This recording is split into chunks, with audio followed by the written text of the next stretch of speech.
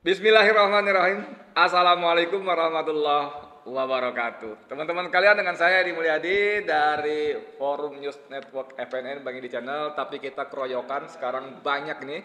Ada Mimbar Tube, ada Politik Islam Official, ada apa? Wan Kawan TV One, ada Ato Sastro, ada Salwa Media, banyak ya. Ada 214 channel ya. Mudah-mudahan, amin. Teman-teman sekalian, sore ini saya dengan sejumlah tokoh yang ampun deh ya, nggak ada matinya, on terus ya. Di ujung sana ada Bang Marwan, Dr. Marwan Batubara, pentolan petisi 100, Bara Kemang, apalagi Bang, banyak ya Bang pokoknya Bang ya. Alat perjuangan. Semuanya wadah perjuangan ya. Di tengah ada Mayor Jenderal Sunarko, mantan Komandan Jenderal Kopassus, yang terus membersamai kita semua dalam menegakkan amar ma'ruf nahi mungkar ya. Dan sebelah kiri saya ada manusia merdeka, Said Didu, Sekretaris Kementerian BUMN periode kapan Bang? 2005-2010. 2005-2010, yang baru melepas ini beban dengan sangat lega kemarin di Kesultanan Banten hari Selasa ya, ketika secara serentak bahkan Sultan Banten mengomandoi rakyatnya, laskarnya untuk melakukan perlawanan terhadap PSN PIK 2. Dan semboyannya sangat bagus, ditulis di spanduknya, Banten bukan Singapura dan tak akan pernah menjadi Singapura. Nah, dahsyat ya. Yep. Di kanan saya juga ada jagoan pengacara senior kita, Pak Rambut Uban, DHL, Damai Hari Lubis. Oke, kita mulai dengan Bang Marwan Batubara. Salah, maaf, saya keliru. Ini kita mulai dari Bang Said Didu yang kemarin juga, kalau teman-teman agak lihat ke belakang ya, kamera itu ada Rencana Tata Ruang Tata Wilayah untuk Kabupaten Tangerang. Nah, ini bagus, betul, saya kasih pengantar sebentar. Ini bagus sekali karena ternyata peta PSN selama berbulan-bulan tidak pernah dibuka di publik. Kemudian dengan izin Allah, setelah Bang Said Didu dan sejumlah tokoh serta masyarakat melakukan perlawanan, baru pelan-pelan dibuka. Kira-kira paling banter sebulan yang lalu kita dapat surat keputusan Menko Perekonomian tentang perubahan daftar PSN. Dan pada nomor 218 ada PSN yang di PIK 2 itu. Kemudian ada surat dari Komite Percepatan Pembangunan Infrastruktur prioritas juga menyebutkan sebegitu, dan cuma di Kosambi 1.755 hektar. Ternyata kita tahu merambah sampai 8 kecamatan lain di Kabupaten Tangerang dan 1 kecamatan di Serang. Nah, selanjutnya saya silakan ke Bang Said Didu. Silakan Bang. Monggo. Terima kasih. Assalamualaikum warahmatullahi wabarakatuh. Waalaikumsalam warahmatullahi wabarakatuh. Saya perlu mereview dulu karena masih banyak publik kurang paham, kadang-kadang ada PIK 1, PIK 2, PIK lain-lain itu. Seolah-olah. Terus kami jelaskan, PIK 2 itu adanya di Pantai Indah Kapuk. Itu luasnya 1.100 hektar yang dibangun sekitar tahun 90-an. Itu PIK 1. Nah, yang kadang-kadang dianggap negara dalam negara. Yang pernah timbul isu dulu tidak boleh bendera merah putih di sana. Di jembatannya. Yang pernah dulu ada wartawan diusir karena mau mendekati Pantai Indah Kapuk 1. Nah, itu Pantai Indah Kapuk 1 yang berada di Jakarta. Yang publik serang ini terus seakan-akan Pantai Indah Kapuk 2 ini di Jakarta juga. Ya, termasuk saya tadinya pikir gitu. Padahal Pantai Indah Kapuk 2 itu adalah awalnya itu sebenarnya Pantai Indah Kosambi. Karena di samping Kapuk, Kecamatan Kapuk, Jakarta berbatasan dengan Kecamatan Kosambi, Tangerang. Sehingga disebutkan Pantai Indah Kosambi sebenarnya. Nah, tahu-tahu muncullah yang lain-lain. Nah, ini perlu saya jelaskan bahwa sepertinya memang ada skenario perselingkuhan terhadap proyek PIK 2. Karena kita lihat terbuka di wawancara Tempo kan menyatakan bahwa Aguan pemilik PIK 2 itu menyatakan bahwa dapat perintah untuk membangun fasilitas di IKN. Nah, orang menduga terus status PSN PIK 2 itu sebagai apa? Karena ujuk-ujuk muncul. Ujuk-ujuk muncul itu diumumkan 30 Maret oleh Menko Perekonomian setelah menghadap Presiden. Presiden menyatakan menyetujui menambah PSN termasuk PIK 2 dan BSD. Nah, kita tahu semua bahwa pemilik PIK 2 dan BSD adalah orang yang diminta membangun di IKN. Ya kan, diminta oleh membangun di IKN. Nah, diperintah. Nah, jadi kalau ada pihak menyatakan, sangat tidak salah kalau kita menduga bahwa itu adalah hadiah. Karena, kenapa hadiah? Karena SK tentang PSN PIK 2 itu baru keluar 15 Mei dari Menko Perekonomian. 15 Mei, berarti 1 bulan setengah. Ya kan, Maret 30 Maret sampai 15 Mei, 1 bulan setengah baru keluar SK-nya. Tapi diumumkannya 2 hari setelah pengumuman pemenang Presiden Republik Indonesia Prabowo Subianto. Saya nganggap wakil presiden nggak menang, jadi nggak usah disebutkan. Nah, baru 4 Juni, pada saat itu saya sebagai orang yang paham di birokrasi, ini batasnya di mana PSN PIK 2 ini? Karena pada saat itu Pak Marwan, BSD disebutkan kecamatannya di mana batasnya dan luasnya 52 hektar, jelas. PIK 2 tidak dijelaskan batasnya di mana. Nah, setelah itu saya ke lokasi. Ini bulan Mei saya itu. 2 Mei saya pertama ke lokasi. Loh, kok sudah dipasang semua pelang PIK 2? Nanti saya jelaskan di peta pelang PIK 2 yang awalnya itu bukan PIK 2. Setelah diumumkan PIK 2 diubah menjadi PIK 2 sampai ke Tanara Serang. Nah, pertanyaan saya muncul, ini ada apa di balik ini? Apakah, dua pertanyaan saya, apakah ini termasuk semua PSN nih? Seluruh 9 kecamatan ini gitu kan? Itu kan pertanyaan saya muncul. Tapi dengan memasang pelang semua yang awalnya bukan PIK 2 sebagai wilayah PIK 2 dan terjadi pembangunan dan penggusuran masif setelah pengumuman itu, nah, saya sudah menduga berarti pengembang PIK 2 ini memanfaatkan nama PSN untuk mengakui bahwa seluruh wilayah ini adalah PSN. Karena dia ganti pelangnya. Dan seluruh aparat di bawah juga tahunya itu adalah PSN. Sehingga seakan-akan nggak punya kewenangan lagi untuk mengatur. Nah, baru November, nanti saya jelaskan, November, bayangkan, mulai Maret ke November, baru ada pernyataan pertama dari pemerintah bahwa PSN itu hanya di wilayah 1.755 hektar. Baru November oleh Menteri ATR BPN. Oke? Nah, perlu saya jelaskan di sini, karena Menteri ATR BPN itu hanya menyatakan 1.705 hektar. 55. Enggak, 1.705. Ya, perlu saya jelaskan, ya kenapa berkurang 200? Karena ada jalan arteri. Jalan arteri 200 sekian hektar. Jadi tidak ada salah. Jadi jangan sampai publik beda 50 hektar. Bukan, beda 200 hektar. 705 mau 55. 50. Ya. Hah? 50. Ya, nah, ada jalan arteri. Nah, sekarang artinya terus setelah itu keluarlah pernyataan dari wakil ketua DPD bahwa PSN itu hanya di wilayah 1.355 hektar yang disebutkan, nanti saya jelaskan. Yoris, ketua DPD. Nah, muncul juga pernyataan dari sekretaris perusahaan dari Agus Dayu.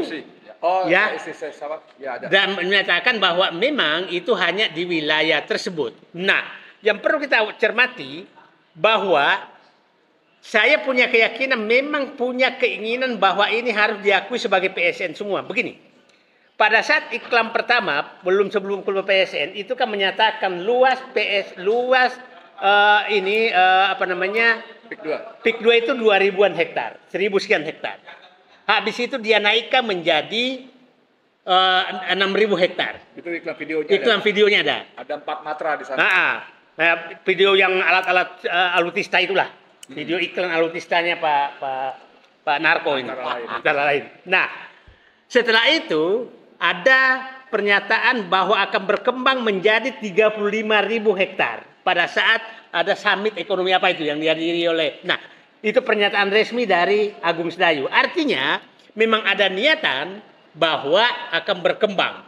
Jadi adalah sangat tidak salah pernyataan saya dulu bahwa kalau ini dibiarkan maka bisa mencapai 100.000 hektar dan lebih luas dari Singapura.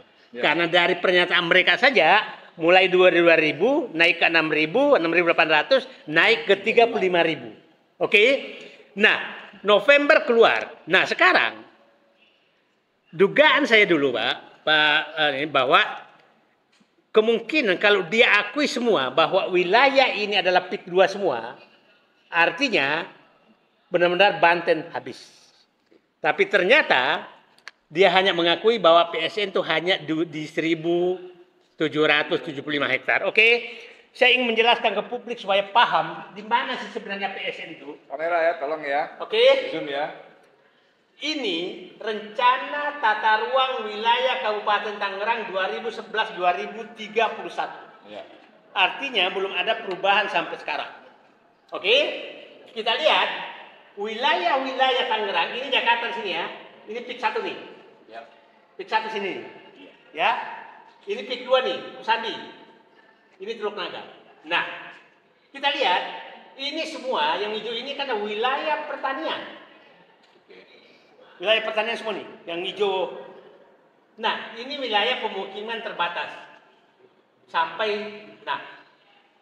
Pertanyaannya, artinya masih wilayah pertanian. Wilayah pertanian itu tidak boleh diubah sebelum ada perubahan rencana tata ruang. Saya ingin jelaskan, untuk membebaskan lahan ke publik, ke rakyat, itu kita harus memiliki satu rencana tata ruang wilayah. Yang kedua baru rencana tata ruang detil RTRD. Ya, itu yang dikatakan Nusron Wahid belum punya sama sekali. Jangankan seluruh wilayah, nanti saya jelaskan di mana PSN itu. Yang ketiga baru namanya ada izin lokasi. Baru boleh pembebasan. Nah, PIK 2 ini lucu. 3 di atas belum punya, tapi dia sudah membebaskan. Sakti. Dan memperalat aparat negara untuk melakukan itu, gitu kan? Ya, kira-kira memperalat lah. Ya, betul. Nah, ini dilakukan, artinya ada pelanggaran dong. Nanti bapak-bapak bahas lah. Nah, sekarang saya jelaskan di mana PSN itu sebenarnya supaya clear. Ini kita lihat ya, ini Jakarta, masuk kecamatan Kosambi. Ini kecamatan Teluk Naga yang videonya beredar tuh, naga-naga besar itu. Ini di sini persis nih, Teluk Naga ini. Baru kecamatan Sukadiri, Paku Haji, ini masuk semua nih. Kemudian kecamatan Mauk, Kronjo, ini Kemiri, baru Bakar Baru, baru di sini Tanara. Ya, Serang. Nah, ini masuk semua nih sebagai PIK 2 yang dikasih merek. 9 kecamatan. Oke? Nah, di mana anehnya? Ternyata keputusan pemerintah yang dimaksud PSN itu hanya satu ini A ini D, ini wilayah yang wilayah reklamasi nih, yang akan dijadikan sebagai ini adalah sirkuit internasional ini. Ini yang masuk PSN, yang ini pulau reklamasi. Ya, dekatnya batas PIK 2 dan PIK 1 supaya seluruh Indonesia paham. Nah, sekarang ini luasnya 217 hektar ini. Oke? Nah, sekarang di mana lagi? Jadi ini sebenarnya berpencar mana-mana. Yang A Ini Taman Bhinneka. Taman Bhinneka itu ada di sini. Ini Taman Bhinneka. Ini dekatnya naga-naga itu, naga yang beredar itu. Dekatnya itu. Tapi jangan heran di Taman Bhinneka itu namanya gedung-gedungnya gedung Tokyo, gedung Osaka, gedung apa. Jadi seakan-akan Indonesia nanti hanya ada Taman Bhinneka di tengah kemewahan dunia. Nah itu kira-kira Taman Bhinneka itu ada hanya 54 hektar. 54 hektar. Berapa luas hotel-hotel yang ada di sana yang pakai nama internasional? Terbayang nggak oleh kita Taman Bhinneka dikelilingin oleh nama-nama itu? Oke, supaya Pak dipahami ini ini di sini nih. Nah, di Teluk Naga perbatasan dengan Kecamatan Pakuan. Setelah itu ini B1, B2, ini adalah golf dan kebun binatang. Ini lapangan golf dijadikan proyek strategis nasional. Ini di sekitar Desa Kohot ini, Kecamatan Pakuhaji. Ini samping Sungai Cisadane bagi yang paham. Nah ini laut ya. Nah ini adalah lapangan golf internasional. Nah setelah itu ada kebun binatang ini di sini. Safari Zoo. Nah Safari Zoo Taman Safari lah. Kira-kira. Nah sekarang di mana lagi? Dan lagi D tadi sirkuit ini adalah Nah ini ada di sini. Mana tadi? Di atas. Bukan ini J, ini C ini wisata mangrove. Ini Sungai Tahang nih, dekat Sungai Tahang nih. Tapi sudah ada hutan yang Nah, ini ada hutan mangrove. Ya, ini Sungai Tahang yang dikenal jalan pipa Pertamina. Ini memang mangrove di sini. Mangrove ini. Terus baru terakhir adalah di daerah Kronjo ini ekowisata itu 687 hektar ini nih, yang biru nih. Nah, artinya PSN itu hanya wilayah-wilayah ini menyebar dan itu wilayah ya, benar yang dikatakan Pak Nusron Wahid ada 1.500 hutan lindung, betul. Mangrove ini hutan lindung dan lain-lain. Nah, sekarang pertanyaan jalan arteri 234 hektar. Ternyata dibayangkan jalan arteri dijadikan sebagai proyek strategis nasional. Nah, saya nggak tahu yang jalan arteri apakah jalan tol yang dibangun sekarang atau jalan arteri. Tapi yang tertulis di SK-nya jalan arteri. Nah, sekarang kenapa yang PSN hanya ini? Kenapa yang dibebaskan di sini? Atas nama PSN PIK 2. PSK lagi. Nah, Anda bisa bayangkan hanya di sini 1.950 hektar, tapi dia bebaskan kasih pelang semua seluruh kecamatan di sini menjadi PSN, termasuk Tanara. Nah, publik bisa paham bagaimana perselingkuhan hukum hampir terjadi di negeri ini dan hampir Banten habis karena perselingkuhan hukum. Nah, ini perlu publik pahami karena supaya clear betul oleh kita di mana perselingkuhan itu terjadi, sangat jelas bahwa PSN itu hanya titik-titik tertentu. Tapi kenapa membebaskan area? Pertanyaannya sekarang, apa landasan hukum PIK 2 dan seluruh aparat melakukan pembebasan, penggusuran, pengurukan terhadap tanah rakyat? Yang saya katakan tadi bahwa kalau melakukan penggusuran itu harusnya punya izin lokasi dong. Izin lokasi lahir dari RUTDR, RRD. RUTRD lahir RUTW wilayah. RUTW-nya aja belum ada, kok udah melakukan penggusuran dan pengurukan. Nah, jadi saya hanya ingin menyarankan kepada seluruh publik Indonesia, siapa tahu hal seperti ini sudah terjadi di seluruh Indonesia. Ya, sangat mungkin. Di Jakarta aja dia lakukan, apalagi di Kalimantan sana. Yang jauh. Sumatera sana, Aceh sana. Nah, ini perlu kita advokasi semua ke bawah. Jadi agenda kita bukanlah PIK 2. Agenda kita adalah seluruh Indonesia agar Indonesia tidak diambil alih oligarki dengan perselingkuhan hukum bekerja sama dengan penguasa. Karena ini terjadi pasti kerjasama dengan penguasa. Nggak mungkin nggak.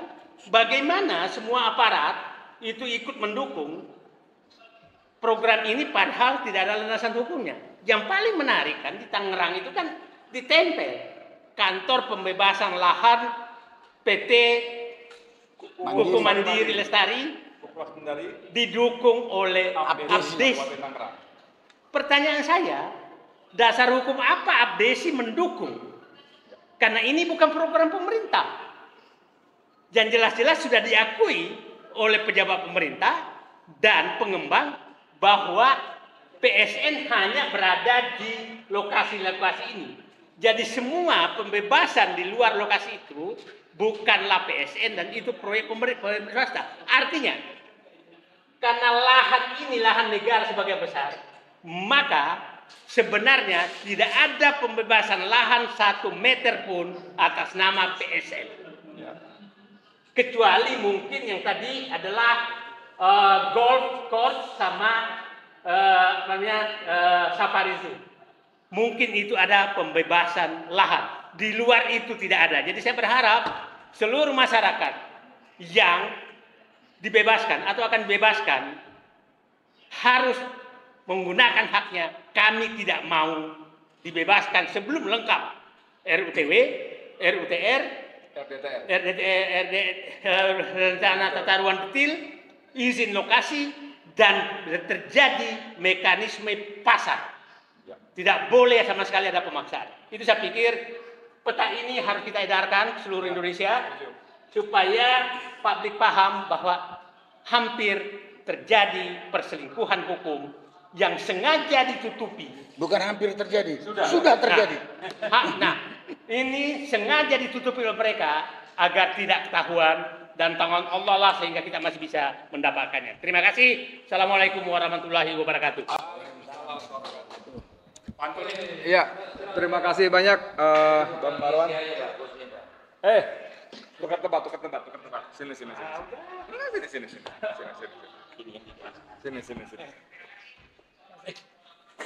Oke teman-teman, kita lanjut ya. Selamat datang Dr. Antoni Budiawan. Pak Antoni yang berbudi, itu Budiman ya. Antoni nggak apa-apa, Budiawan juga. Kurang naik, ini udah mentok. Oke, udah habis. Oh, malah turun deh. Oke.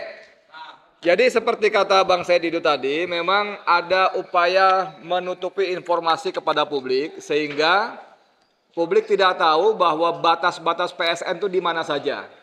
Dan tadi seperti dipaparkan Bang Said bahwa aguan dengan pengembang PIK 2-nya itu memanipulasi ya. Kalau bahasa orang hukum menyelundupkan hukum sehingga seolah-olah semua wilayah yang dibebaskan itu statusnya PSN sehingga dia bisa membayar harga tanah dengan sangat murah 50.000 bahkan beberapa wilayah sampai 30.000, 25.000 dan menjualnya bukan hoax tapi ada baliho-baliho besar antara 20 juta sampai 36 juta rupiah per meter persegi. Saya kira itu udah cukup gamblang, tapi yang paling bagus diserahkan juga bahwa rakyat harus tahu.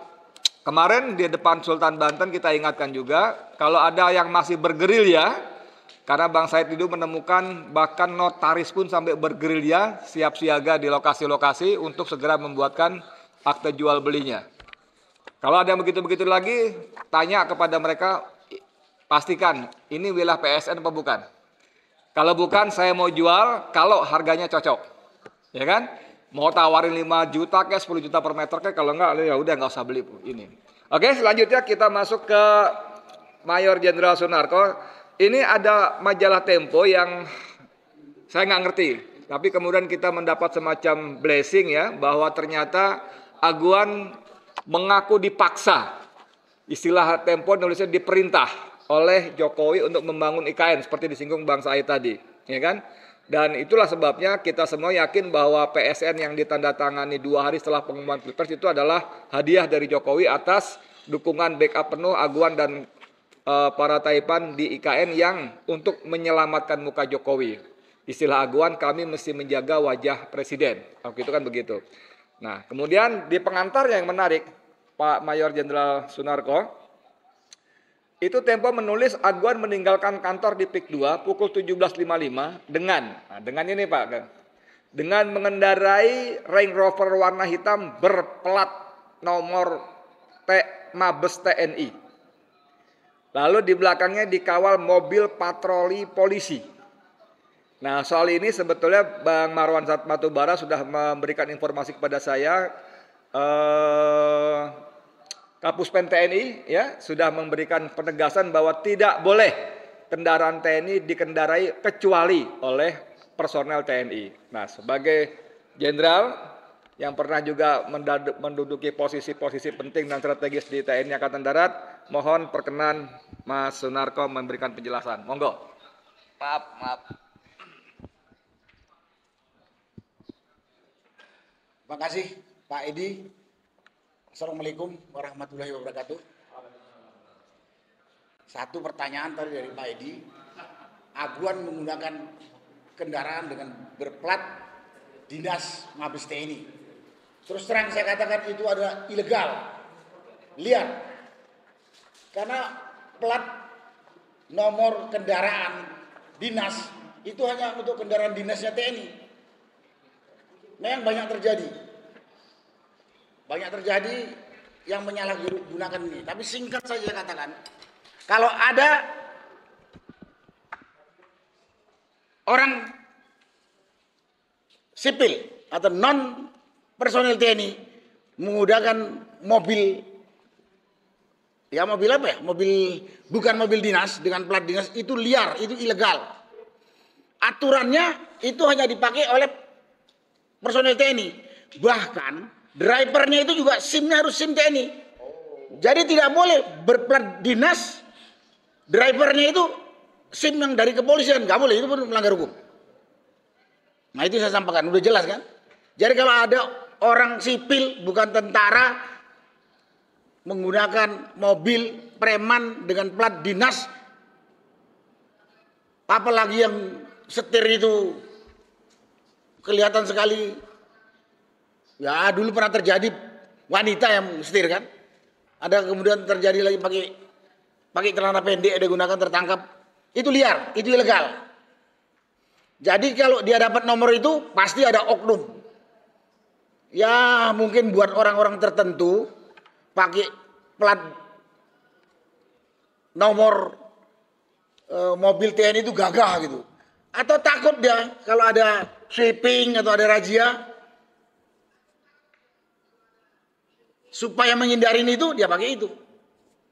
Tapi sekali lagi itu liar dan ilegal. Itu yang saya tahu aturan waktu saya masih dinas. Dan saya tahu itu masih berlaku sampai saat ini. Itu yang bisa saya jawab, Pak ini. Kemudian, ya. Jadi Pak Jenderal, ini kan sudah bukan rahasia lagi bahwa Aguan ini salah satu oligarki yang bahkan kerja di ikon. Bahkan di debat terbuka pun dia mengatakan mulut saya adalah undang-undang. Ya, kemarin di Kesultanan Banten ada korbannya, yang ini sekaligus menepis nih. Kan dihembus-hembuskan oleh mereka bahwa Said Diduti mengobarkan semangat rasialisme, ya, mententangkan antara Cina dan pribumi. Maksud saya WNI keturunan dengan pribumi. Ternyata kemarin hadir di acara Kesultanan Banten itu seorang WNI keturunan Chinese juga yang tanah dirampas, dia dipenjara dan sebagainya, dan itu karena perkasanya Aguan dengan aparat hukumnya. Nah, pertanyaan saya dalam konteks kendaraan tadi, biasanya pengusaha yang menggunakan mobil dinas aparat, entah TNI atau Polri itu satu saja. Entah kendaraan TNI saja atau polisi saja, kebanyakan polisi, kebanyakan. Tapi pada titik Aguan, dia bisa naik mobil TNI dan dikawal oleh Polri. Ini kan apa kita bisa terjemahkan sebagai pesan kepada publik, weh, gue udah kuasai nih dua institusi penting ini. Jangan macam-macam sama gue loh, mulut gue ada undang-undang. Monggo. Tadi sudah saya jawab, kendaraan Land Cruiser yang dipakai dengan nomor TNI itu liar dan ilegal. Range Rover malahan. Tapi yang di belakang kendaraan berplat polisi atau kendaraan polisi? yang dinaiki kendaraan TNI, Ya. awak kendaraan polisi. Ya. Dia berarti ini menunjuk kepada publik. Kalau kendaraan, dua-duanya. kalau dia bawa kendaraan polisi dikawal oleh polisi, memang saya tahu orang-orang tertentu ada yang meminta pengawalan kepada polisi. Ada. Kalau itu dia minta sesuai prosedur itu sah. Oh gitu. Kalau dia minta pengawalan kepada polisi, saya ini banyak musuh saya, tolong kawalkan. Saya banyak harta saya, tolong kawal saya. Dia ada undang-undang yang mengizinkan itu. Kalau polisi ya. Nah, kalau polisi, memang dia untuk pengamanan itu satu. Kemudian yang kedua, kalau aguan berani mengatakan mulut saya ini undang-undang, itu bangsat. Tapi kalau mulut saya ini undang-undang di rumah tangga saya dan di perusahaan saya, silakan. Tapi kalau kepada publik itu sombong dan bangsat. Nggak ada itu. Presiden aja nggak boleh ngomong gitu. Etikanya nggak boleh. Karena sudah ada undang-undang yang mengatur. Jika kalau mulut saya undang-undang kepada publik itu bangsat bajingan. Tapi kalau di rumah tangga dia, mulut saya ini undang-undang di sini. Ya, monggo silakan. Di perusahaan dia punya silakan. Tapi kalau dia di publik, presiden aja nggak boleh begitu. Ingat saya ini Raja Perancis itu. Mulut saya undang-undang, besoknya berapa lama kemudian dia digantung, dipancung dia. Nah, itu yang berkaitan dengan undang-undang tadi itu. Kemudian saya mungkin menambahkan secara singkat apa yang dikatakan oleh Pak Said Didu tadi. Dari penjelasan Pak Said Didu tadi kita udah jelas, simple saja. Tadi Pak Said Didu rinci banget. Mungkin orang payah. Kalau saya cuma lihat skep Menko tentang penetapan PSN, situ ada PIK 2 dengan BSD. Kemudian ada surat dari Ketua Komite Percepatan Pembangunan Infrastruktur Prioritas. Di situ jelas yang disampaikan oleh Pak Said Didu tadi. Kalau dijumlahkan cuma 1.755 hektar yang tadi daerah bisa katakan. Dari 1.755 hektar itu yang harus dibebaskan dari rakyat juga nggak sampai ratusan karena yang lain memang tanah negara. Tapi faktanya sekarang dia udah ribuan menjarah ke 8 kecamatan di sebelah baratnya sampai di satu kecamatan Tanara Serang. Kalau kata Pak Said Didu tadi itu perselingkuhan hukum. Kalau istilah saya enggak perselingkuhan itu, penipuan publik. Pembohongan kepada publik, termasuk kepada negara. Nah, di sini yang perlu saya sampaikan, yang ngasih perintah, yang mengasih izin kepada ASG Aguan ini, Menko kan, yang menetapkan jumlahnya 1.755 juga pejabat pemerintah kan. Masa dia tidak melakukan kontrol terhadap apa yang dikerjakan oleh Aguan? Woi, lu kok ngerjakan lebih dari 1.755? Jadi sebetulnya pemerintah yang memberikan izin itu bersalah. Karena tidak melakukan kontrol terhadap perintah dia. Sedang Aguannya udah jelas rakus. Dan menipu tadi saya katakan. Menipu tadi. Saya bilang menipu yang ngasih perintah, yang ngasih keputusan. Dan menipu rakyat yang puluhan ribu itu. Udah silakan. Kalau ada yang suka ditipu, ya nggak apa-apa. Tapi saya bukan melihat itu. Dengan menipu ini, dia kemudian menjolimi rakyat. Menjolimi rakyat yang tadi dikatakan sampai ke penjara ke 8 kecamatan berikutnya. Ini PSN kau jual harus dan bekerja sama dengan aparat. Inilah pengkhianat nih, aparat desa atau abdesi termasuk polisi. Kenapa saya katakan polisi? Saya pernah dapat laporan, dilaporin polisi Sungai di Keruk, udah terima aja. Terus saya dapat informasi termasuk tadi dari rekamannya seorang pemilik lahan, kemudian dia etnis Tionghoa, Cina. Saya sama orang tua saya sudah 30 tahun di situ. 35 tahun. 35 tahun, punya sertifikat. Sertifikat saya digagalkan. Dan ini kerjasama antara aparat kepolisian dengan siapa? BPN. Inilah pengkhianat-pengkhianatnya, penindas rakyat. Banyak. Dan itu banyak. Saya dapat laporan pernah, ada seseorang habis menghadap Pak Said Didu ini, besoknya dipanggil sama polisi. Kau ngapain? Kau ngasih keterangan apa sama Said Didu? Nanti Bapak dipanggil juga. Di sebelahnya. Sebelahnya. Ini Ini kan keterlaluan nih kan. Ini kan keterlaluan banget. Penindasan ini yang saya tidak mau. Jadi ini begitu kekuatan, mungkin kekuatan terus terang ya, kekuatan uangnya Aguan bisa mengkooptasi aparat desa sampai kecamatan, aparat keamanan dan instansi terkait. Ikut tunduk kok. Buktinya kemarin Pak Said itu dilaporkan sama ketua BSI Tangerang, dianggap memprovokasi. Yang diomongkan fakta ini. Dan ini yang jadi saya konsernya kepada penindasan dilakukan oleh pengusaha, didukung oleh penguasa. Yang jadi korban itu rakyat miskin, rakyat yang makan saja susah. Dan ini yang pengembang ini kan orang kaya ini. Apa enaknya jadi kaya hasil merampok orang miskin? Dan penguasa nggak ngeliat itu. Oke, saya tadi baru bilang polisi aparat desa. TNI pun saya salahkan itu. TNI itu nggak buta, nggak tuli, nggak tolol. Melihat seperti itu diam saja. Saya bekas prajurit TNI juga. Saya bekas komandan Kodim, saya bekas komandan Korem. Saya juga bekas Panglima Kodam. Saya tahu aparat saya itu. Kalau lihat polisi kan diingatkanlah baik-baik. Kalau lihat aparat yang ingatkanlah baik-baik. Di situ ada Babinsa. Saya belum dapat laporan yang Babinsa atau dan Ramil ikut-ikutan. Tapi dia pasti tahu. Kok diam saja? Nah kalau kata Pak Damai Hari Lubis, kalau kita melihat sesuatu pelanggaran hukum, kita lihat, kita diam saja, ikut dosa kan? Betul kan? Ikut juga berbuat kejahatan. Nah di situ. Nah itu di dalam agama juga ada ajarannya. Itulah yang saya katakan. Karena itu pada kesempatan ini yang pertama saya minta para aparat yang telah dikooptasi oleh pengusaha rakus ini, berhentilah kamu jadi begundalnya pengembang rakus ini. Dosa kau dan sampai hati kau. Rakyat miskin diperas sama orang kaya, kau diam saja. Ya kalau kaya dengan jeripayah usaha yang baik, halal, monggo silakan nikmati. Lah saya kaya sing ngerampok rakyat kecil itu apa enaknya sih?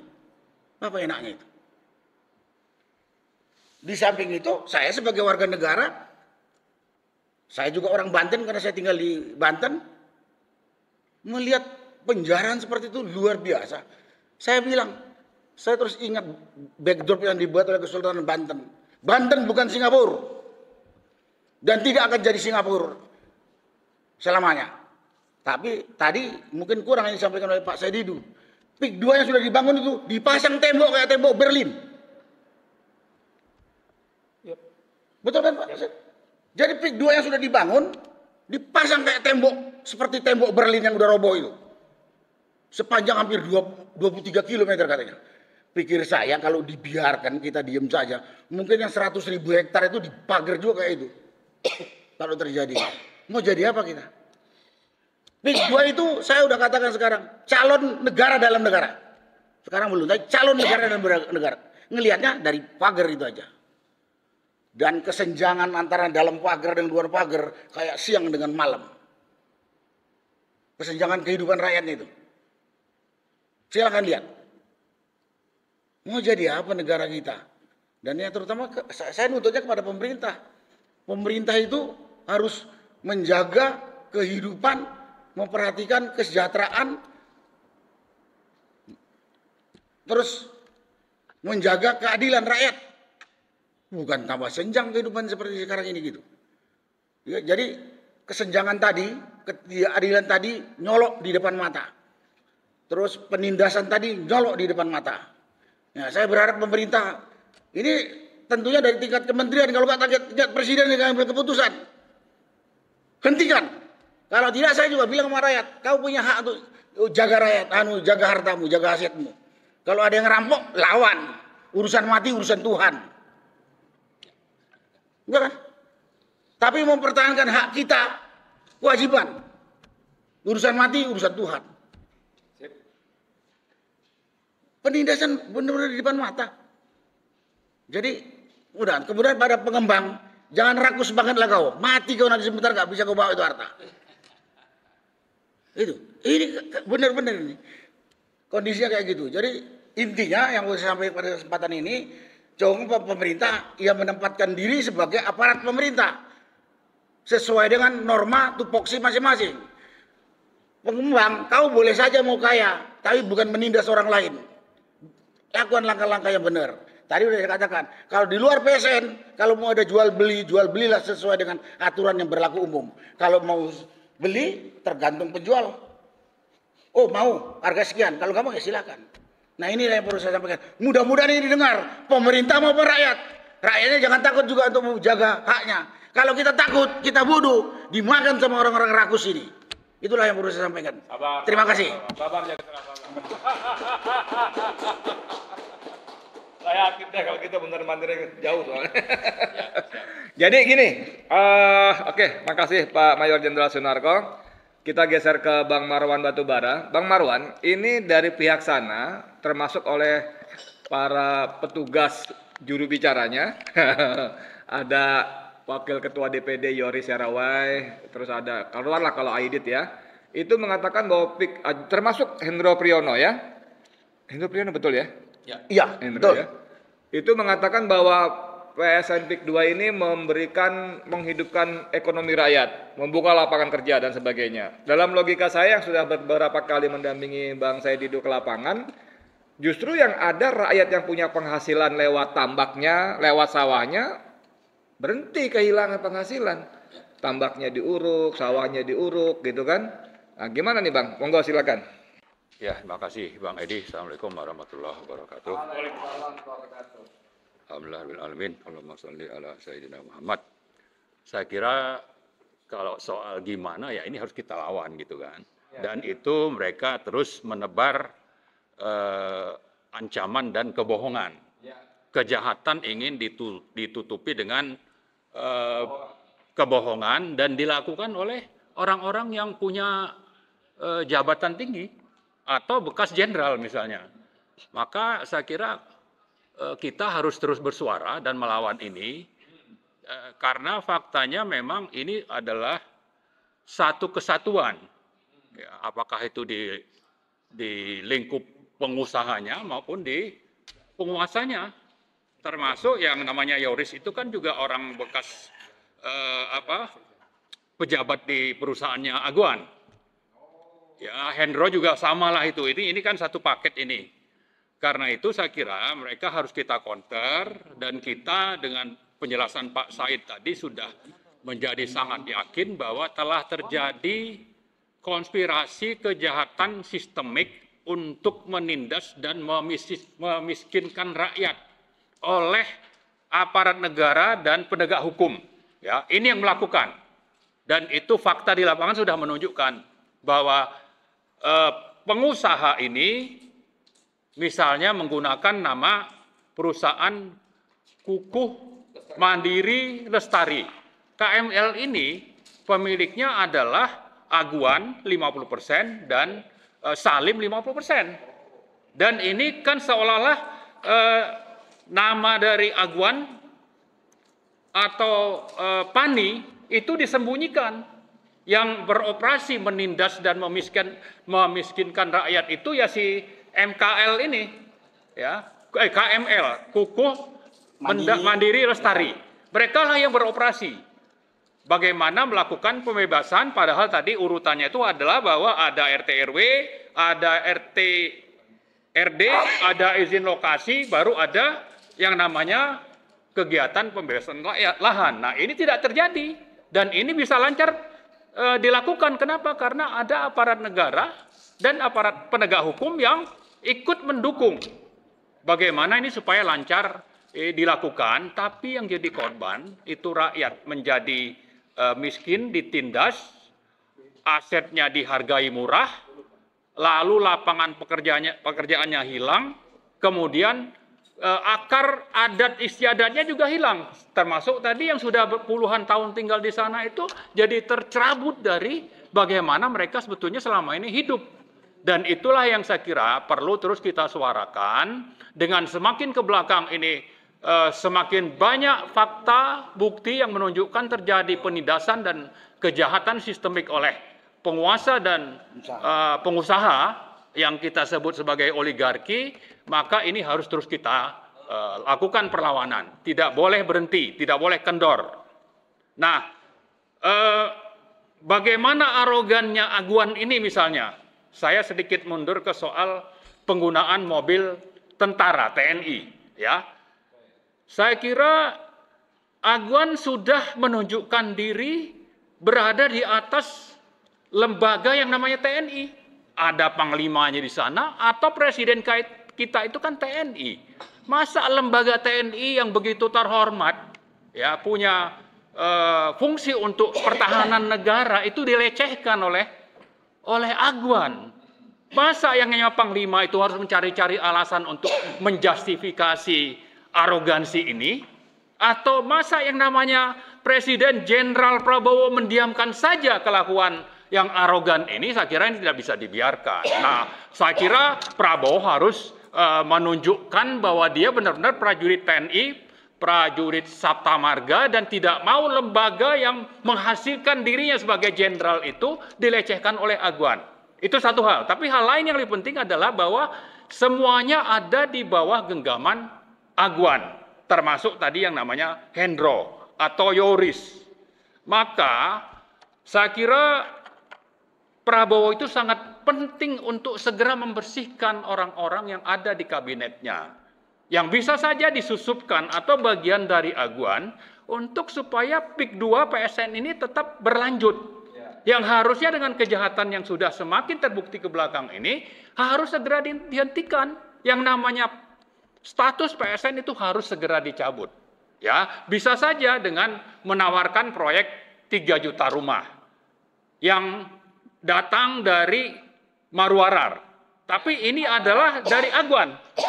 Ya kan, bisa saja bahwa yang namanya Prabowo merasa, wah ini adalah sesuatu yang mendukung. Padahal bisa saja ini adalah perangkap.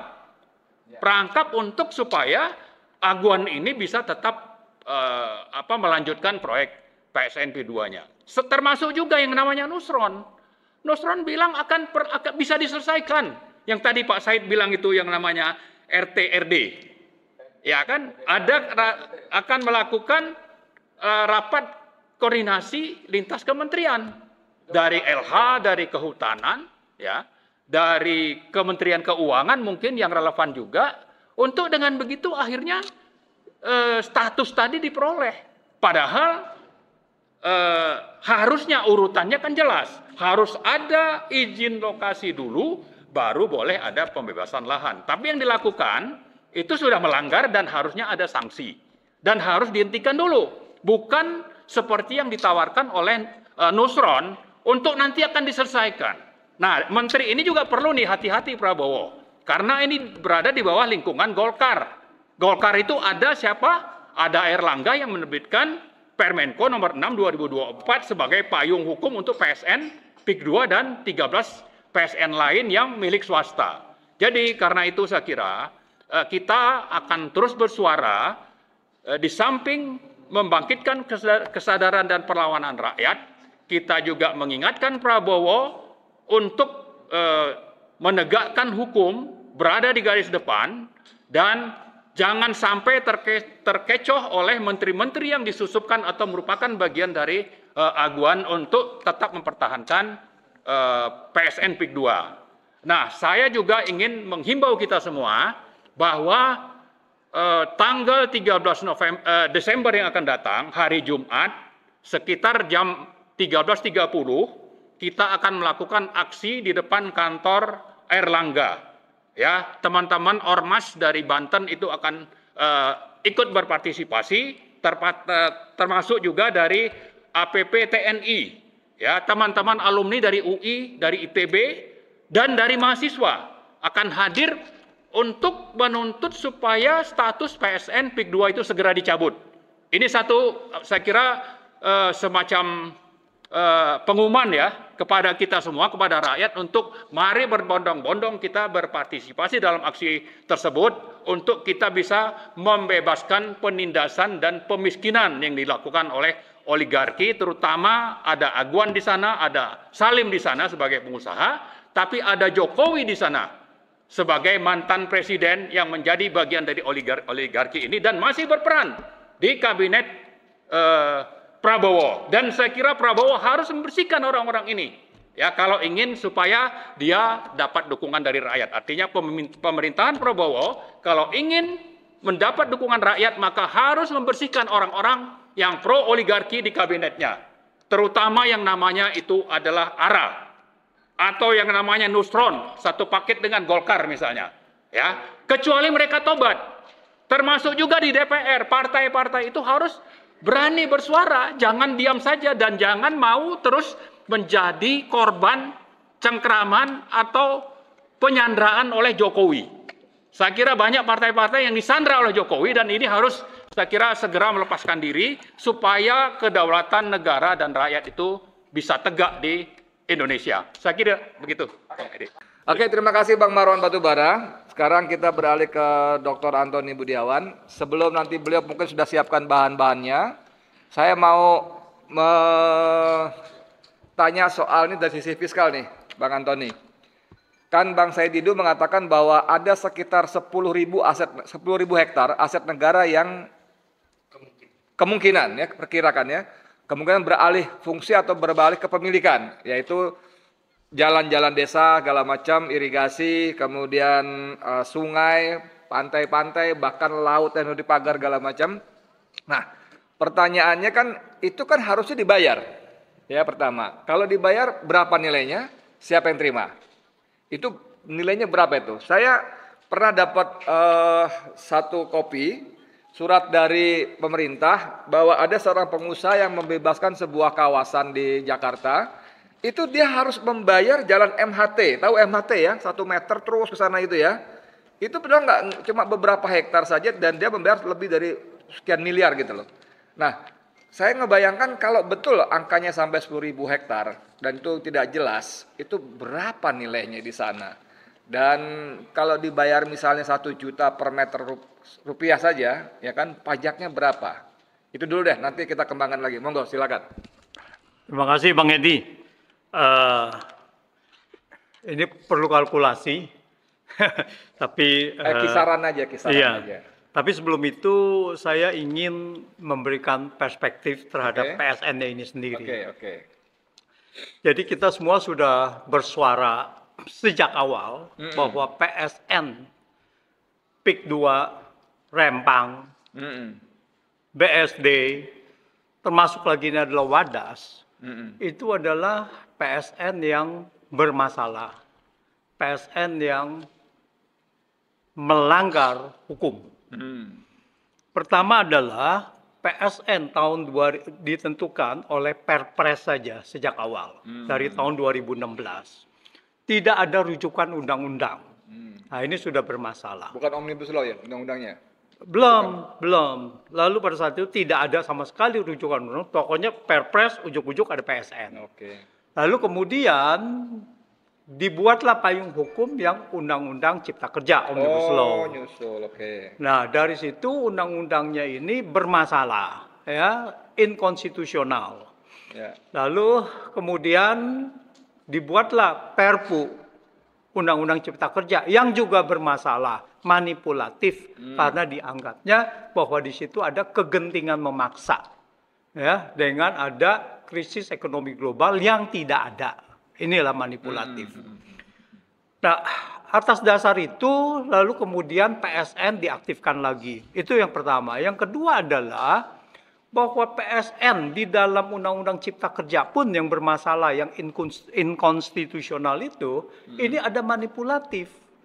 Bahwa yang boleh melakukan PSN ini adalah sebenarnya pemerintah dan pemerintah daerah atau BUMN atau BUMD. Jadi seharusnya adalah tidak boleh swasta untuk melaksanakan PSN itu gitu. Tapi kemudian itu di dalam Perpresnya itu adalah manipulatif gitu. Undang-undangnya sendiri manipulatif gitu ya.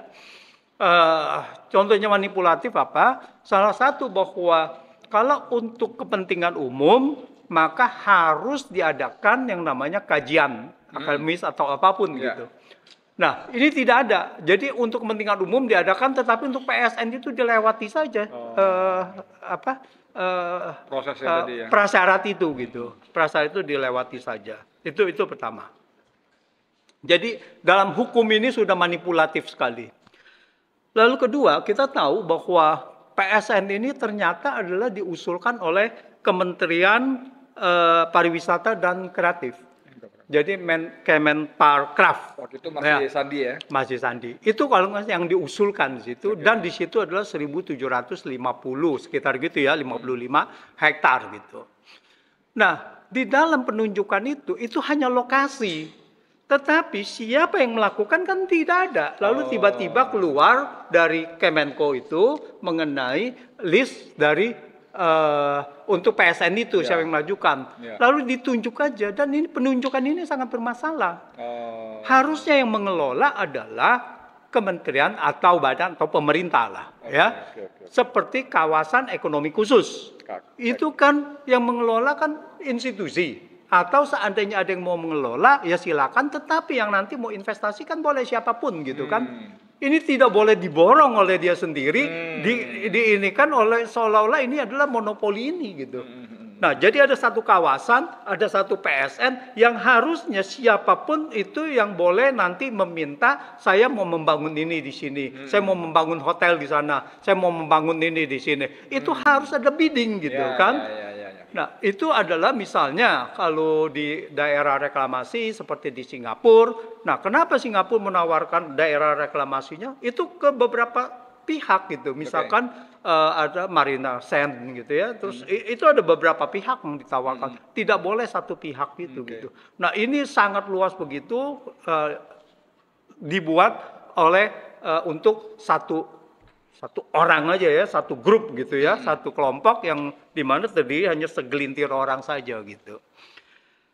Nah, di sini kemudian keluar fakta-fakta bahwa ternyata atas dasar desakan Said Didu, semua orang mulai berteriak kan gitu kan, ini salah nih, ini kemudian Menteri ATR, BPN ya. ATR Nusron lalu mengatakan ini RT RW-nya bermasalah, terus ini bermasalah gitu. Jadi mulai terbuka. Nah, artinya pada saat itu kalau ini bermasalah, berarti apa yang dilakukan sebelumnya adalah tidak sah. Tidak ada RT RW, tidak sah, tidak boleh yang seperti Yoris mengatakan oke, nanti disusulkan. Mana bisa gitu kan, nggak bisa. Itu mesti ada tatanan dulu, diurus dulu dan sebagainya gitu. Nah, jadi di sini yang menarik adalah kelihatannya dengan desakan-desakan begini dan mulai ada pemerintah, institusi kementerian mengatakan bahwa ini bermasalah, lalu Aguan kelihatannya mulai terpojok. Panik ya? Mulai terpojok dia. Nah, begitu dia mulai terpojok, dia mulailah sekarang mencari jalan keluar. Ini kalau sampai digugat dan sampai memang benar-benar ini berapa banyak lahan yang sudah dibebaskan secara itu tidak sah.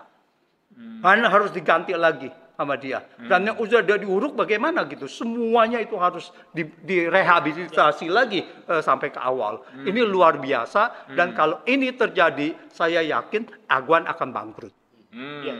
Nggak mungkin bisa untuk membiayai ini semua gitu. Nah itu. Jadi dia kelihatannya sudah agak panik. Makanya ada wawancara dengan Tempo.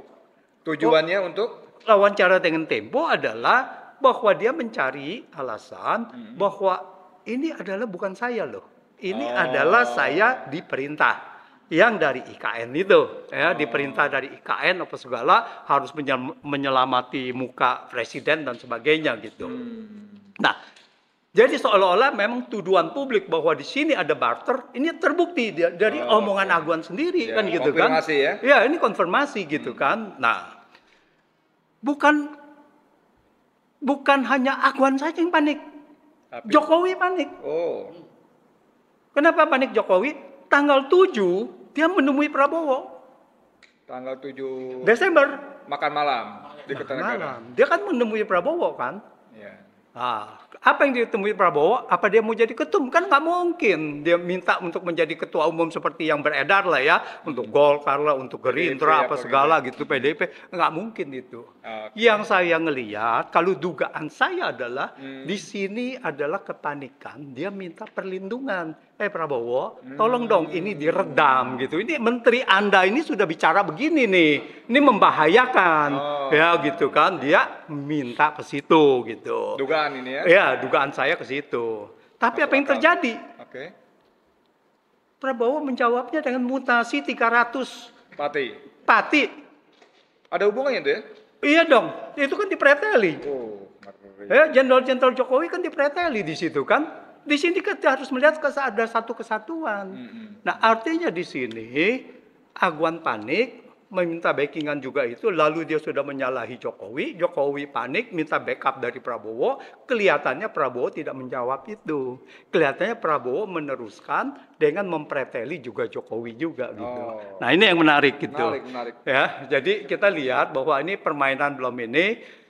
Jadi kericuhan-kericuhan yang Jokowi sebabkan, ya ini sudah semakin terbuka dan dia semakin terpojok dan mudah-mudahan ya gugatan-gugatan dari teman-teman yang lainnya, ijazah palsu lah atau mulai naik lagi, mudah-mudahan ini akan mendapatkan tempat lagi di situ dan hukum akan berjalan dengan sebagaimana mestinya gitu.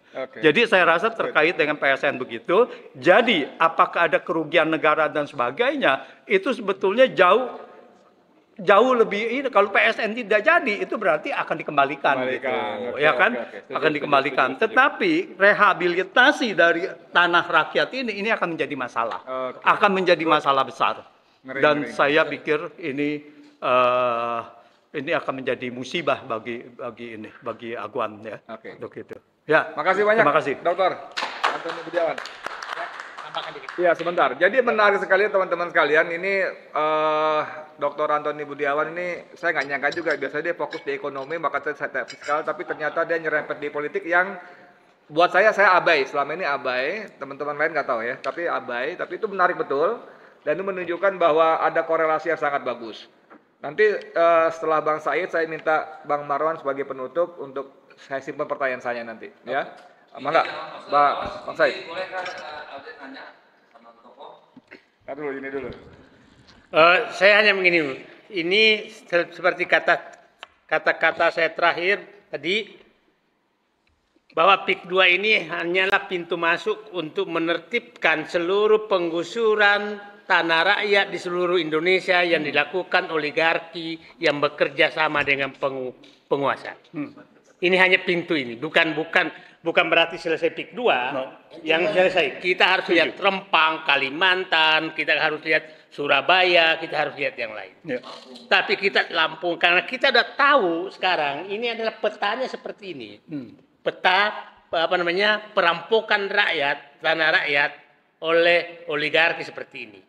Dan kita harus ingat bahwa seluruh penjajahan di dunia ini adalah awalnya pengambilan tanah rakyat. Itu yang intinya, bukan yang lain. Nah, tidak ada penjajahan yang bukan diawali oleh pengambilan tanah rakyat. Jadi kita harus menyatakan PIK 2 adalah pengibaran bendera oleh oligarki untuk menjajah Indonesia. Itu prinsipnya. Nah, saya 30 tahun lebih dalam birokrasi. Kalau ada 3 menteri yang sudah bicara suatu hal dan arahnya sama, itu bisa dipastikan bahwa itu arahan presiden. 3 menteri yang arahnya yang sama tentang PIK 2 itu Nusron menyatakan ada pelanggaran. Kemudian Menko Perekonomian menyatakan ini harus dievaluasi. Menpera yang dikenal dekat dengan PIK 2 menyatakan tidak boleh bangun negara dalam negara. Jadi seperti yang dikatakan Pak Antoni tadi, sepertinya mereka dihadapkan pilihan mau melawan pemerintahan Prabowo dengan ngotot bahwa dia nggak salah atau mau mencari korban lain. Kira-kira itu yang sedang terjadi. Jadi kalau wawancara Aguan di sini saya membacanya bahwa dia memilih tidak melawan pemerintah. Dia tidak memilih mending mengorbankan bekas pemerintah. Bekas pemerintah. Bekas pemerintah. Kira-kira itu bacaan saya. Nah, dengan mencoba meninggalkan maka semua akan terbuka. Apa yang terjadi di Rempang pasti akan terbuka. Coba bayangkan Rempang yang mau dibangun itu adalah pabrik kaca, tapi namanya juga ekoturism. Coba bayangkan. Itu namanya juga ekoturism loh. Jadi menurut saya suatu saat juga Sandiaga Uno teman baik saya. Tapi Pak Sandiaga juga suatu saat kita harus undang dong bicara. Kenapa Kementerian Bapak dijadikan bungkus terus untuk menggusur rakyat? Lombok juga sama kan? Mandalika? Bukan Mandalika, yang apa namanya? Pulau Komodo. Oh iya. Nah, jadi menurut saya udah biasakan, mau teman mau apa, kalau salah sebutkanlah namanya, nggak usah takut-takut. Jadi 3 yang harus kita nyatakan, saya dekat sekali Mas Sandiaga Uno. Apakah kau ditekan? Atau inisiatif? Kalau ditekan, ya tanggung jawab presiden dong, ya kan Pak? 3, PSN, yang saya anggap isinya menggusur rakyat, yang dibungkus dengan ekoturism adalah Pulau Komodo, Rempang, PIK 2. Yang jelas-jelas bukan. Bayangkan pabrik kaca dari Cina kok dia kasih ekoturism. Apa lagi? Namanya kawasan industri hijau Kalimantan Utara. Ya. Nusantara ya. Pokoknya ya dibungkus. Nah. Ya. Tapi itu bukan ekoturism. Yang saya katakan ekoturism. Ekoturism. Dibungkus. Ya. Nah, jadi mari kita menyatakan bahwa pengusutan terhadap penyelundupan hukum di PIK 2 adalah dalam rangka menyelamatkan negara Indonesia dari penjajahan yang dimulai oleh namanya bungkus PSN. Itu yang harus ada di kepala kita. Nah, bagaimana mengawali itu? Saya bilang begini. Lihat peta ini. Saya kembali ke peta. Ini, saya bilang tadi, ini kan PIK 1 nih, Jakarta nih. Kapuk, Pantai Indah Kapuk. 1. Ini Pantai Indah Kosambi, sebenarnya namanya diubah menjadi Pantai Indah Kapuk 2. Kecamatan Kosambi. Bapak datang masuk dari pintu PIK, kan jalannya cuma 1. Sini kan dipagar semua, nggak bisa jalan masuk. Itulah negara dalam negara. Nah, Anda ke sini sampai ke Teluk Naga Kosambi sini, ini sudah 35 km jalan dengan lebar 50 meter jalannya. Oke? Nah, apa yang terjadi di dalam? Ini petanya, RUTW-nya sampai 20 itu masih wilayah pertanian. Ini 2 kecamatan ini. Tapi Anda ke sana, tidak ada lagi wilayah pertanian, semua sudah rata dan ditawarkan dengan harga 22 sampai 50 juta rupiah per meter. Yang paling mahal adalah yang sebelah sini. 50 juta. Pinggir-pinggir sungai dan pinggir. Belinya cuma 50.000. Belinya. Nah, sekarang pertanyaan saya. Nah, aset negara yang ada di sini, ini jalan, sungai, jembatan, irigasi, bekas-bekas musola, masjid, ganti ruginya kemana? Kan udah rata nih 2 kecamatan. Udah rata semua. Nah, kita yang berpengalaman, saya 38 beroperasi, mau menggeser tiang listrik saja 1, itu harus ganti dulu ke PLN. Kita mau menggeser 1 meter irigasi, kita harus ke PU, ganti ruginya, dan harus ada buktinya bahwa sudah diganti rugi. Dan ganti ruginya berapa? Dan itu ada bukti penyetoran kebenaran negara. Jadi paling gampang mengungkap ini Pak Marwan, ahli-ahli hukum nanti, audit dulu aset negara berupa sungai, bantaran sungai, irigasi, jalan, kemudian pantai, laut, semua itu irigasi itu dikumpulkan semua dan itu ganti ruginya siapa yang terima dan disetor kemana dan berapa. Kalau itu tidak terjadi, tidak ada, maka seluruh pejabat yang bertanggung jawab itu harus masuk penjara. karena sudah menjual melepaskan aset negara. Nah, itu saja dulu dilakukan, apalagi kampung-kampung ini. Nah, terhadap wilayah-wilayah yang saya jelaskan tadi tidak masuk PSN, saya ulangi tadi. PSN kan hanya ini, D, C, A, B, C, ini hanya titik-titik nih, sampai di sini. Nah, sementara pembebasan sudah terjadi di sini, itu harus diusut, karena tidak punya landasan hukum sama sekali untuk melakukan penggusuran rakyat dan karena RUTW-nya masih wilayah pertanian. Jadi terhadap sawah-sawah tambak yang sudah diuruk karena melanggar RUTW, maka dia harus kembalikan kepada fungsinya. Ngeri. Ya, karena melanggar undang-undang. Saya insinyur, bekas ketua umum Persatuan Insinyur Indonesia, tapi saya tidak bodoh hukum, jadi kira-kira begitu. Tapi tidak pintar juga. Nah, jadi itu saja menurut saya agenda, bapak-bapak semua. Sekali lagi saya ulangi, cara kita menyelesaikan ini adalah cara untuk menyelesaikan masalah ini di seluruh Indonesia, agar tidak lagi terjadi perampokan atau penjajahan diawali oleh perampokan oligarki. Saya ulangi, penjajahan Indonesia yang diawali oleh perampokan oleh oligarki bekerja sama dengan penguasa. Terima kasih, itu saja. Ya, oke, terima kasih banyak. Oke, teman-teman sekalian, saya ngasih Bang Marwan karena sepertinya bahwa semua perjuangan kita ini tanda kutip tidak perlu dilakukan atau menjadi sangat mudah kalau ada sikap tegas pemerintah, dalam hal ini presiden, ya kan? Walaupun tadi gambaran yang diceritakan Bang Antoni dan Bang Said itu sangat seru ya, kalau dia harus mereklamasi, merehabilitasi segala macam akan membuat aguan bangkrut. Nah, Bang Sadidu sudah pernah membuat semacam pernyataan berterima kasih kepada Presiden Prabowo Subianto karena telah menugaskan 3 menterinya untuk cawe-cawe dibilang ini, yang menurut beliau tadi kalau 3 menteri ngomong senada berarti arahan perintah dari Presiden. Cuman pada kesempatan yang tidak lama kemudian Bang Marwan menulis artikel meragukan bahwa itu cuma gimmick, cuma retorika segala macam. 4 menteri ternyata, Mendes juga. Mendes, Yandi, betul. Nah, saya mau menagih Bang Marwan apakah masih konsisten dengan ketidakyakinannya ketika suasana sudah semacam seperti ini, ditambah laporan-laporan Tempo yang aguan istilah tadi lebih memilih pemerintah baru ketimbang bekas pemerintah, begitu kan ya.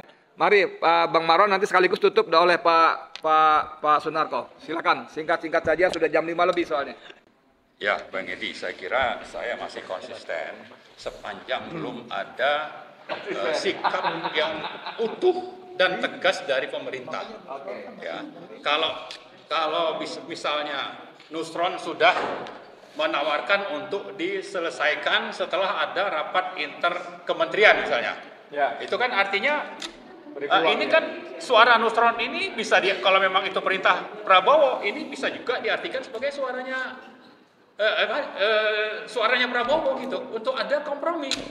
Nah, maka saya tetap menyatakan ya kita kan bisa banyak ini, bisa saja ini memang strategi Pak Said Tidu. Saya kira bukan tidak tulus lah bilang begitu ya. Itu kan cuma basa-basi ya. Kita masih sama lah sikapnya bahwa ini harus tuntas, buktikan dengan keputusan di lapangan yang bisa diterima oleh rakyat, oleh publik dan sesuai dengan hukum yang berlaku. Nah, satu hal yang perlu kita catat adalah bahwa kenapa sampai aguan itu berani muncul dan apa yang dimuat di Tempo, ini kan sesuatu yang coba untuk mencari-cari alasan lolos dari jerat hukum sambil mencari-cari kambing hitam. Salah satu disebutkan bahwa ini ada mafia karena ada proyek, mafia bergerak, ya kan? Padahal yang membebaskan lahan itu ya perusahaannya dia juga gitu. Kukuh, Mandiri, Lestari. KLM itu tadi saya sebutkan pemilik sahamnya Aguan dan Salim, 50-50. Mafianya ya dia gitu.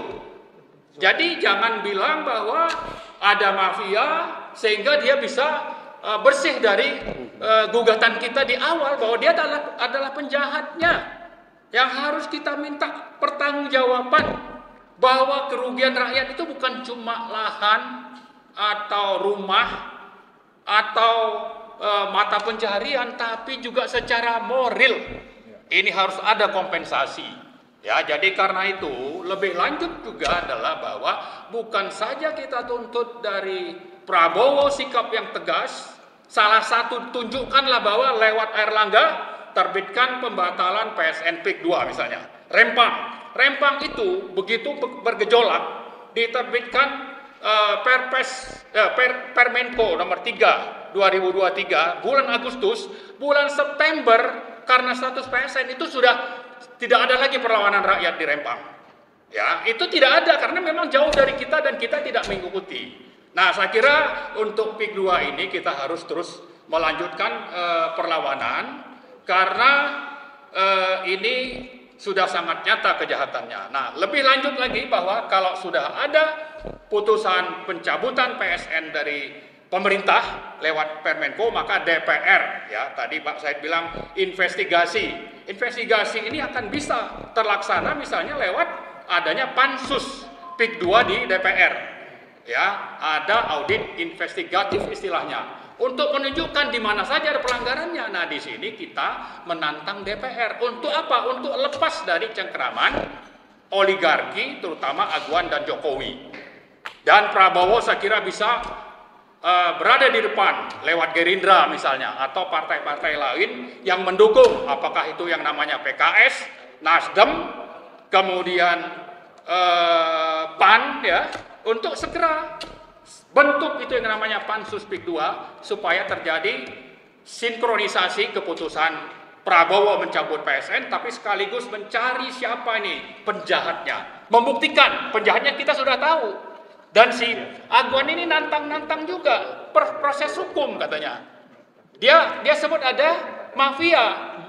Lalu coba dibuka di depan hukum katanya. Padahal hukum itu ada di genggamannya Agwan dan itu sudah banyak buktinya di lapangan seperti yang dialami teman kita di Cengkareng Timur kalau tidak salah punya tanah. Itu dia yang punya tanah tapi surat bisa dimanipulasi, malah dia yang masuk penjara yang namanya Pak Budi Harjo. Itu sudah faktual. Jadi kalau nantang untuk ada proses hukum oleh Agwan, sebetulnya itu sesuatu yang dia berani lakukan itu karena semuanya ada di bawah genggamannya Agwan. Jadi tadi saya ingatkan lagi, TNI aja dia kenapa berani pakai mobil TNI? Untuk menunjukkan bahwa saya ini lebih kuat dibanding yang namanya negara tadi atau dibanding namanya TNI. Karena itu coba Pak Prabowo ini lawan ini arogansi dari Agwan ini dan coba untuk cari cara supaya lolos dari gugatan yang akan terus kita lakukan. Saya kira itu. Terima kasih. Oke, langsung ke Jenderal Sunarko sebagai penutup sekalian. Terima kasih Pak Edi. Kalau saya diminta penutup, saya cuman pada kesempatan ini saya mengimbau kepada pengusaha dan penguasa atau oligar yang selama ini menjolimi lahan tanah Banten. Hentikan semua kegiatan dan aktivitas penggusuran. Hentikan. Sambil menunggu keputusan pemerintah mau diapakan. Yang kedua, kepada rakyat pemilik lahan, jagalah lahan saudara-saudara. Nggak usah takut dengan kelompok-kelompok preman ini. Itu kampung halaman kita. Yang namanya preman itu bukan hanya preman yang preman ya. Aparat keamanan yang jadi backingnya oligarki ini juga preman itu. Aparat abdesi yang kemudian menjolimi rakyat itu preman juga itu. Nggak usah takut dengan mereka. Tapi rakyat juga harus kompak, bersatu. Rakyat harus kompak dan bersatu. Dan kita ini mendukung. Dan kepada bapak-bapak, ibu sekalian, kami ini bukan kurang kerjaan. Tapi karena peduli lihat ada penindasan di depan mata. Saya ingat nasihatnya Ustadz Edi Mulyadi. Kamu lihat ada penistaan depan mata, kok diam aja, dosa kamu katanya. Jadi setua ini pun saya ngomong terpaksa. Jadi terpaksa kita ngomong gitu. Dan juga ini kenapa? Karena perwakilan kita di legislatif diem saja. baik DPRD kabupaten, DPRD provinsi, ya juga di pusat. Kita baru diterima oleh DPD RI Banten. Betul kan? Yang lain belum pernah kita diterima. Ya terpaksalah kita yang bersuara. Kita bersuara. Itulah yang bisa saya sampaikan. Rakyat juga jangan diam saja, tetap bersatu dan jaga aset. Itu kewajiban kita. Mudah-mudahan ini didengar, rakyat dengar, mulai bersatu, nggak bodoh, nggak takut, dan penindas ini juga mulai sadar. Banyak harta nggak bisa kau bawa juga. Kalau yang non muslim paling jas saja yang paling berharga. Kalau yang muslim cuma kain putih aja dibawa ke kuburan itu. Kumpul harta banyak, bingung nanti. Malah yang hidup rebutan nanti. Itulah yang bisa saya sampaikan. Terima kasih. Wassalamualaikum warahmatullahi wabarakatuh. Waalaikumsalam warahmatullahi wabarakatuh. Jadi saya kira teman-teman sudah jam 5:10. Terima kasih banyak atas perhatiannya kepada para narasumber. Selamat datang kepada Om Medi. Yang punya rumah. Para narasumber, Bang Marwan, Jenderal Sunarko, Bang Saididu, dan Bang Antoni. Terima kasih banyak. Saya kira akhirnya ada beberapa pesan penting, yaitu tadi kalau kata Bang Saididu, kalau soal aset negara di sini mulai diaudit itu akan sangat bermasalah. Kemudian kalau nanti terbukti bahwa terjadi banyak pelanggaran, maka Aguan harus merehabilitasi dan mengembalikan fungsinya. Tadi Bang Said menunjukkan di kecamatan itu masih banyak, saya berdiri lagi deh. Banyak yang hijau ya. Ini pertanian dan semua sudah berubah. Ini kalau dia punya kewajiban mengembalikan fungsinya, kata beliau bisa bangkrut. Tapi di luar itu ketika Nusron Wahid mengatakan Presiden akan mengkaji ulang dengan 4 parameter. Parameter pertama adalah mendukung ketahanan pangan, maka ini sudah bubar semuanya. Bubar semua. Ya, boro-boro ketahanan pangan, justru yang ada sumber-sumber pangannya ditutup semua. Saya kira demikian obrolan sore kita, mudah-mudahan bermanfaat.